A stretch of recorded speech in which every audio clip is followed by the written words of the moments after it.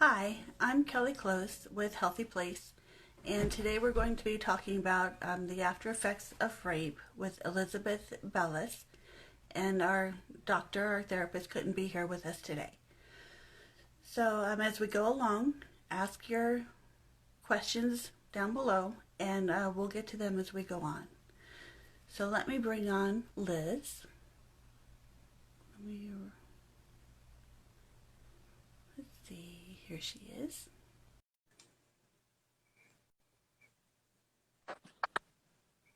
Hi, Liz. Hi.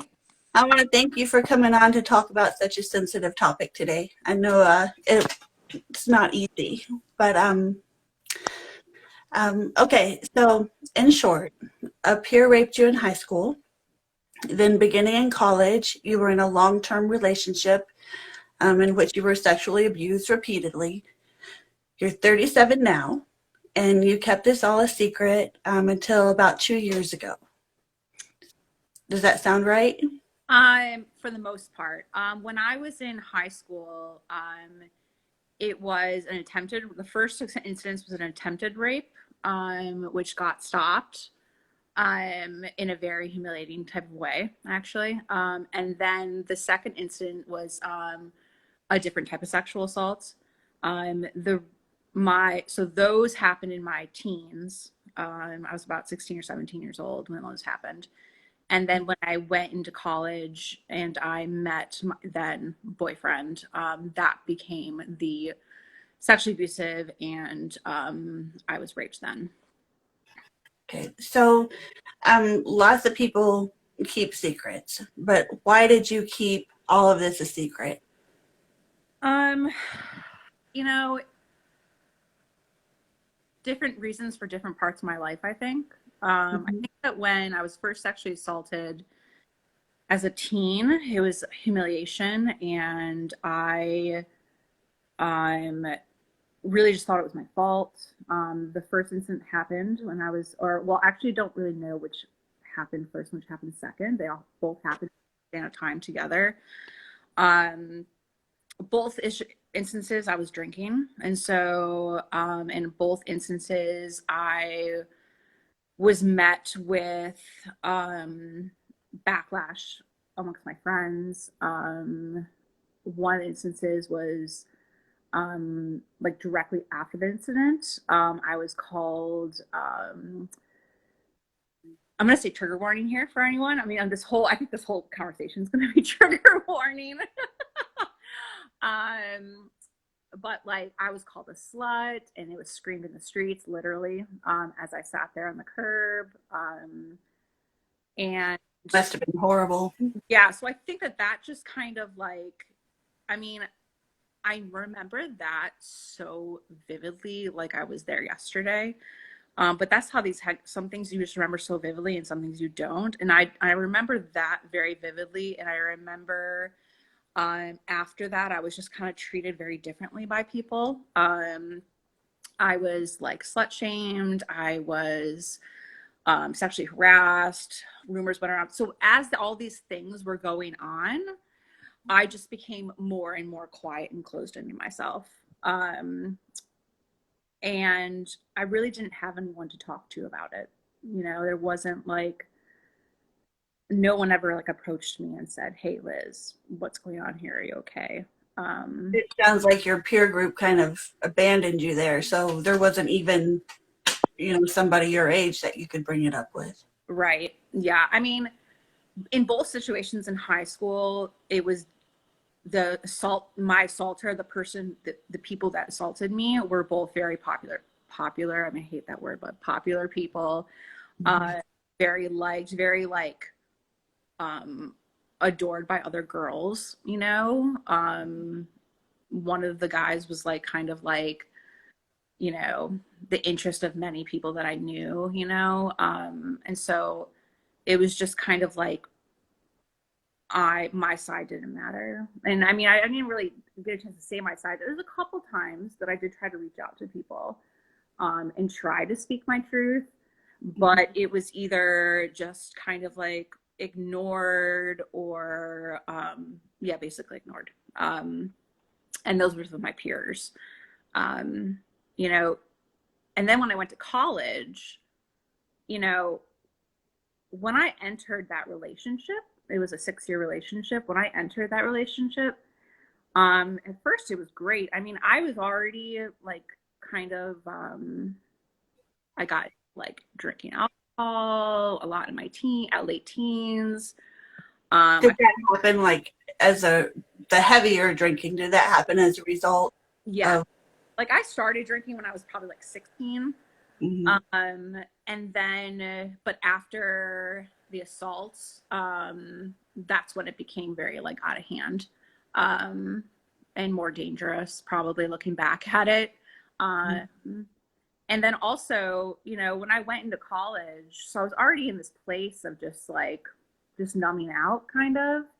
I didn't really know how to like keep friendships. I was very like open and outgoing, so I made friends pretty easily, but like keeping those friendships was kind of hard. I would kind of You mentioned numbing out. So did that kind of take place in all of your relationships then? Not just possibly romantic ones, but with friends and family? um yeah, I mean, I think that like definitely in romantic relationships and definitely in like casual sexual relationships, Hmm. which I kind of like just like I became very promiscuous in my senior year and then also into college, before I met the man that I met when I was in college. Um, but so like I think that was a part of the numbing out, Hmm. the drinking. And so those definitely with the sexual and the intimate relationships. Friendships, I think what would happen is, now that I'm like thinking about it, I haven't actually thought about this. This is the friendship area and that part of my trauma. I haven't really delved into that really in my trauma therapy work yet. We were actually just like, I told my therapist that I was coming on this today, and we processed and we talked about like, if I was ready to come on and talk about my story. And the friendship part, that when I was doing the pre-interview with you and I was talking with you about it, I realized that that's not something I've really processed. Hmm. So I can't really tell you how I was numbing out with my friendships, but I know that it was hard. I would get very close to people, and then it would come a point where I would just like kind of like ghost. I mean, now there's a word for it, ghosting. At the time, that wasn't the word for it, Right. like in the early 2000s. So I guess I would ghost people, and I think I still do that today. And it's not from a place of where I don't want to be with people. It's just this like anxiety produced, I think, response that happens. Yeah. I do you think that because of all that anxiety you have, maybe you don't feel like you have time for these relationships, or how does that anxiety play into your life? Um, Today, or do you want to ask about today? Yeah, let's talk about today. Okay. You know,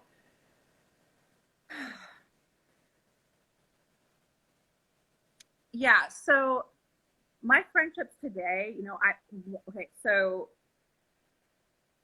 kind of jump around here, but that's okay. I ended up developing an eating disorder. And so I've always had kind of disordered eating.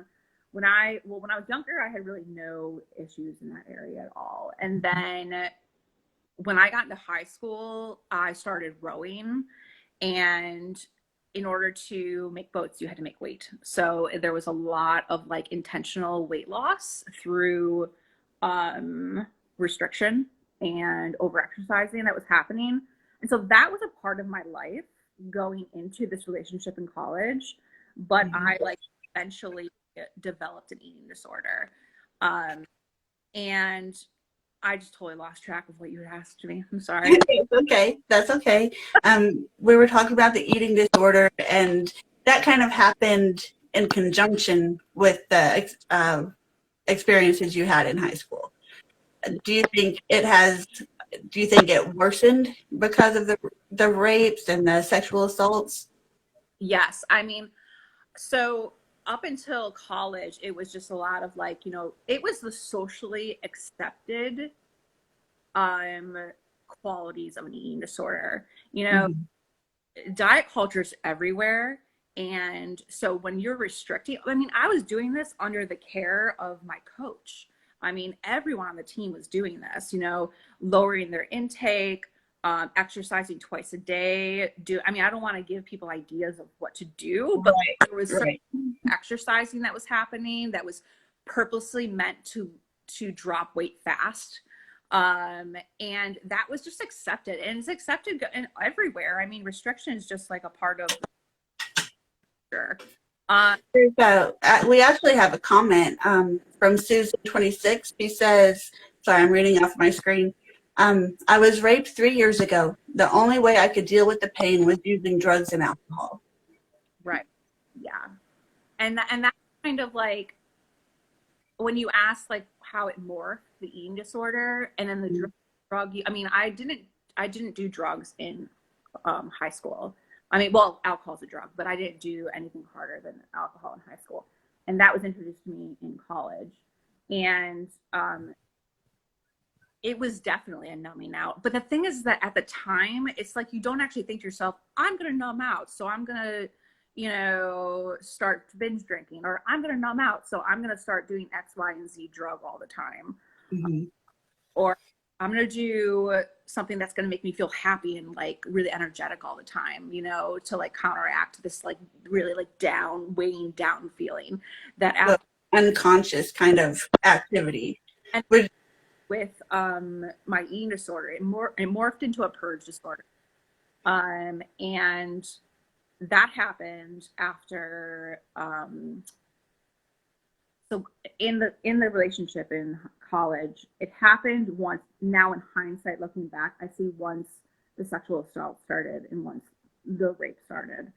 And I say in hindsight because it's still even hard for me today. I'm still working through this. Being that rape does not look like one thing. What do you mean by that? So, you know, when I was growing up and you see in movies, like, you know, those made for TV movies that were like big in the late 90s, early 2000s. And it's just like a lot of like, you know, man in the bushes jumping out at you. Or you're at a party and you drink too much and you get, you know, there's like a date rape happens, which are so awful. I mean, it's all awful. And I didn't know that like a boyfriend could rape a girlfriend. I didn't understand what consent really was. I thought it was my duty to do the things, and so yeah, so it's yeah. And so when it started happening, that's when the disorder took over. Well, we have a comment. Double X burger fan, I think. I'm sorry if I butchered that.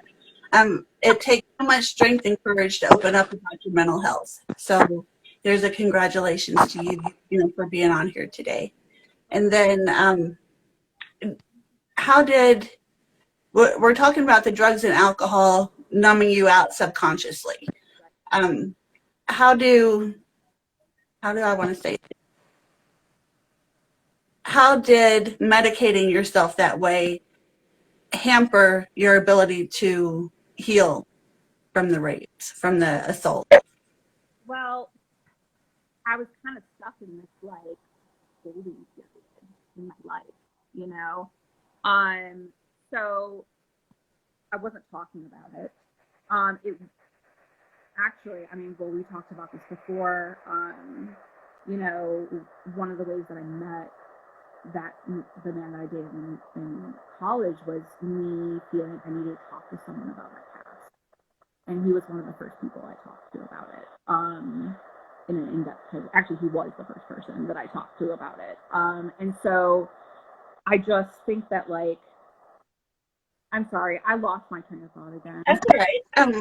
You know, you said that like when you're from trauma, I know it happens. So if any of the people that are with us right now feel like this happens to them a lot, it's just our nervous system kind of like figuring out how to like navigate through everything. I just wanted to put that out there. That's a very good point, because there are mind blanks and forgotten memories, and things come back to you at odd times. Right. Um, what? Okay, so I don't know if you answered this question, but I guess the first question would be: were you doing anything on your own before you talked to therapists and everything? Were you doing anything on your own to try to heal from this, or No, not? no. No. It was all management of what I now know is I've had PTSD for a long time, and now it's diagnosed. It was just diagnosed about 2 years ago. But it was all just management, managing and coping with the symptoms of that, and just like compartmentalizing. Now I still compartmentalize, but it's like in a therapeutically appropriate way. It's like in a helpful way, you know. Mm-hmm. Like for example, this interview that I'm doing right now, you know, it's a really big deal for me. It's the first time I'm coming and like I'm speaking out, and so there's been a lot of other things also happening in my life simultaneously, and I've had to kind of like put things a little bit aside, and even put this aside to some days, and Mm-hmm. put them in little boxes, knowing that they're there, that I can go to. But that's what I do now, that I'm resourced and I have the skills to do that. Before, it was just put it away, put it away, put it away, sweep under the rug, sweep under the rug, sweep under the rug. I'm fine, I'm fine. This is how life is supposed to be. It is normal. Oh, it must be normal to feel this pain all the time, or dread. That's interesting. Yeah. It just becomes a normal experience for you. So looking back, you already mentioned the numbing and, the compartmentalizing and so, and to an extent. Um, what else do you recognize now that you were doing then? In ways of like coping. Yes. Okay. I just took on a life that was not mine. Uh, when I was with my ex in college, that relationship went from my late teens into my about my early to mid 20s. Mm-hmm. And I just, he kind of like, he was a very strong personality, and I just completely lost who I was and let him lead the way for everything. So, Mm-hmm. from like what I looked like, what I wore, if I was allowed to wear makeup, I wasn't allowed to wear makeup. He never said you cannot wear makeup, but he would get very angry with me when I would wear makeup. Mm-hmm. Um, you know, um, he didn't like pictures of people, um, in our space. So, and he kind of like made me feel shameful for wanting to have pictures of people around the space. So I kind of like, and that's what I did. I just followed suit. So that was another way I think I cope, was just like I went on autopilot. I kind of just like let someone else like dictate where my life was going. Well, Uh, what you're describing is it's common for in normal domestic abuse without the sexual assault aspect of it. But would you say, you said that you were not living your life in a way, you were living someone else's life. mm-hmm. So do you think that made the transition from, that space where you were coping by numbing out and with drugs and alcohol, do you think it made room for that abusive relationship? In other words, do you think that what you had experienced before gave way to being in that relationship? I absolutely do. And again, I really haven't discovered these connections until, um, entering recovery, where I was and getting nourished, and being able to like actually feel and process. Yeah. So that's kind of a very new thing for me to realize. But I, without a doubt, believe that, the abuse that I suffered and in high school drove me into the arms of someone that was going to be abusive. I mean, it just And you know what? I'm able to give myself some self-compassion around that. Hmm. Um, like there's a lot of like self-blame. This thing of I am wrong is a very it's something that has come up in my body a lot, and I've realized it. And I'm just gonna walk right now real quick. I just want to show you something that I created when I was in treatment. I was going through a very difficult time with having self-compassion around the abuse that I suffered. Hmm. Um, oh, okay. I must have taken it and put it aside, knowing I wanted to like, okay, and now I can't find it. But it's a little rock, and I painted "You are not to blame" on it. Oh, that's And a good idea. yeah, there's a picture of it actually on my blog. So if anyone goes to my blog, they'll be able to see a picture of the rock. But yeah, it says, yeah, you're not to blame. And I had to like literally carry that around with me and put it like when I was in recovery for my eating disorder, I would have to put it like in front of my seat at my table so I can look Hmm. at it while I was eating. Well, Um, we have a comment from LB Quarantine. They say it's not your fault, even if there was space for it. yeah. So that's got to be good to hear, even though mentally it wasn't. Yeah. Then we have Yeah. a comment. What do you do for self care outside of counseling? Oh, so much. This, kind of about this the other day. So like therapy is 50 minutes, right? So there's a lot of time between sessions. And so I've really learned, first of all, I've learned that self care is not this, commonly thought of thing like, oh, getting your nails done or, taking a bath or things like that. Um, for me, self care is sitting in quiet and then I'll put on meditation music on my phone or something, and Hmm. do a little bit of like yin yoga, which is very light, very like slow yoga. I'm more about the breath work. I garden. I told my therapist, I said, I have the reason why I talk about the eating disorder a lot with the trauma is because they Hmm. really were like this. Um, Yeah. and so I told my therapist that I have so many hobbies now. That I'm not in this disorder and that I'm not always in fight or flight freeze mode in this trauma response on Hmm. my PTSD. And so like I garden. I, actually like I try mindfulness is Hmm. so amazing. And I will say that when I started recovery, I hated it. Really? Had such a visceral reaction to Hmm. a mindfulness group. I was lucky enough to have the opportunity to go into residential treatment. I know a lot of people don't have those same opportunities. Hmm. I did have access to that. And we had a mindfulness group and a body wisdom group was where you feel into the somatic system of your body, like how you feel. And I'm not talking about feelings here. I'm talking about sensations in the body. Okay. And I was so against it. Oh, I hated it so much. I was like, I What was, do you think that was? because it like, I just wasn't ready to start processing. Hmm. I That. wasn't, um, but it's true. Like, it's so important to find things between sessions of counseling if you are able to have a therapist, which is like, was instrumental in my recovery. Is to find things that you can breathe while doing, you know.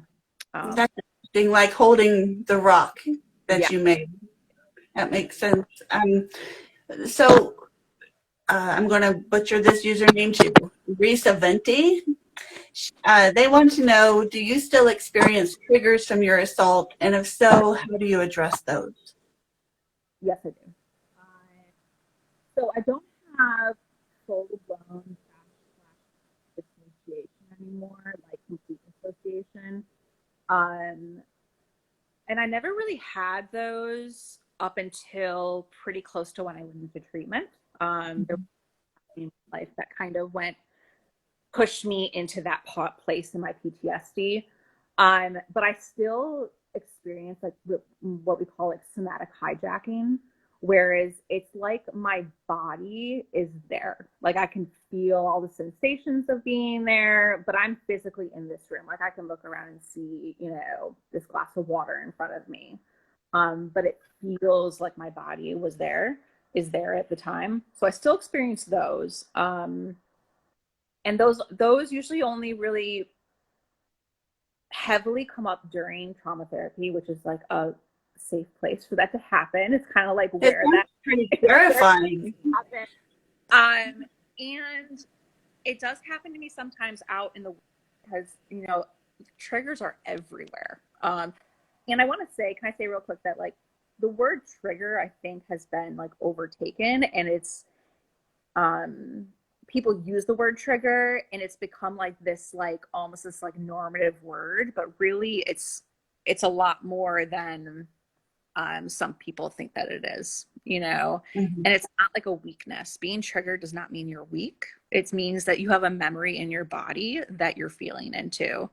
um, and the way that I handle them is well, in therapy it's kind of like my therapist taught me this word. It's called titration. So like you're going into this state, and then Mhm. I kind of resource into things that ground me. For example, like if I'm holding like a pillow that I like the texture of, if I'm starting to feel my body go into this triggering place, I'll focus on the pill and use like texture. Five senses are really good. Um, I think it goes like five things that you see, and then you'll name them off. Four things that you can, I think it's four things that you can hear. No, touch. Four things you can touch. No. Okay, well, I'm just going to say it's the senses.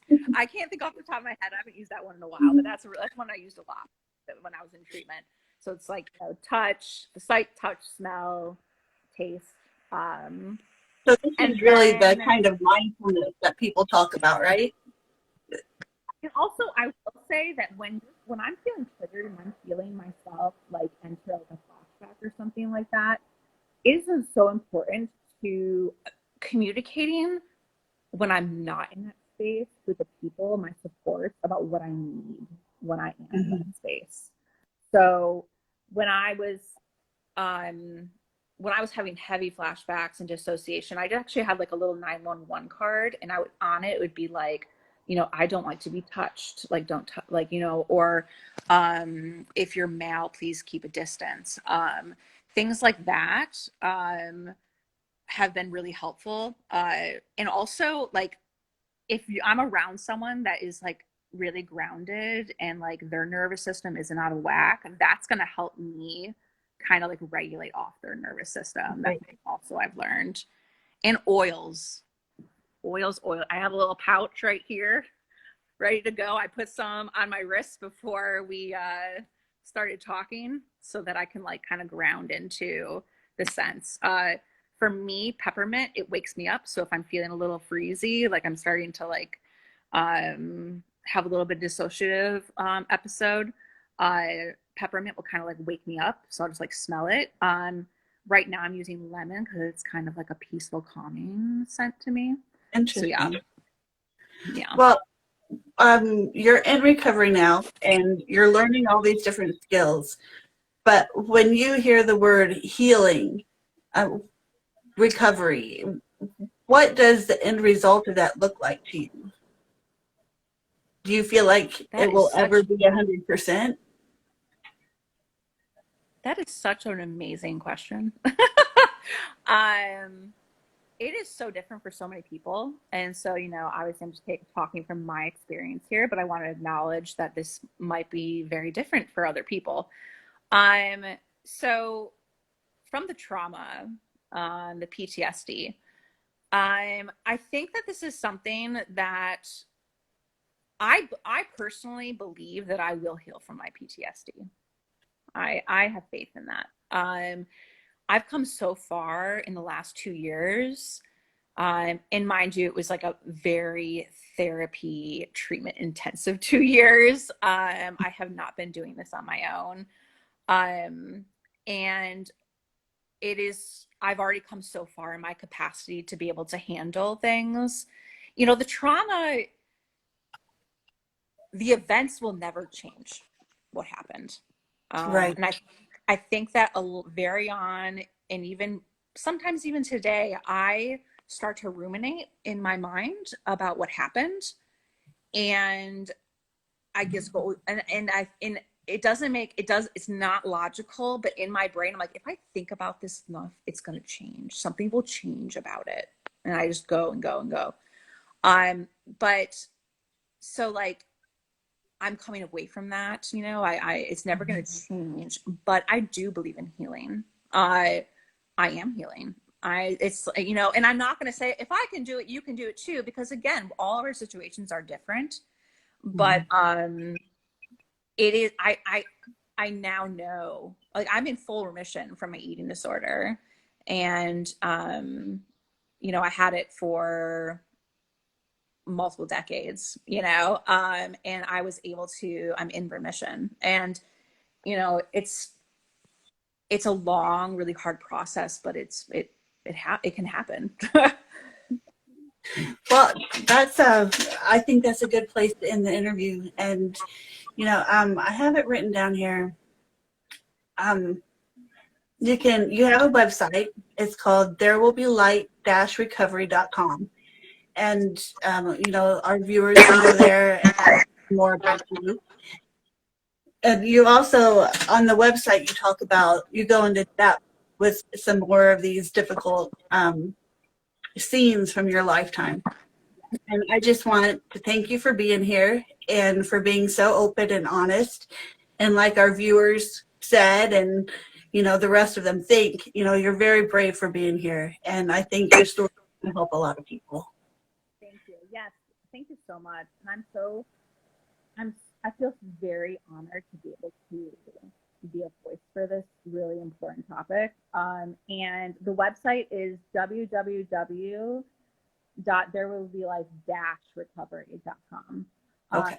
Yeah. So, but thank you so much. And I have been resourcing all day getting ready for this interview. Like the cupcakes, I post on Instagram what they look like.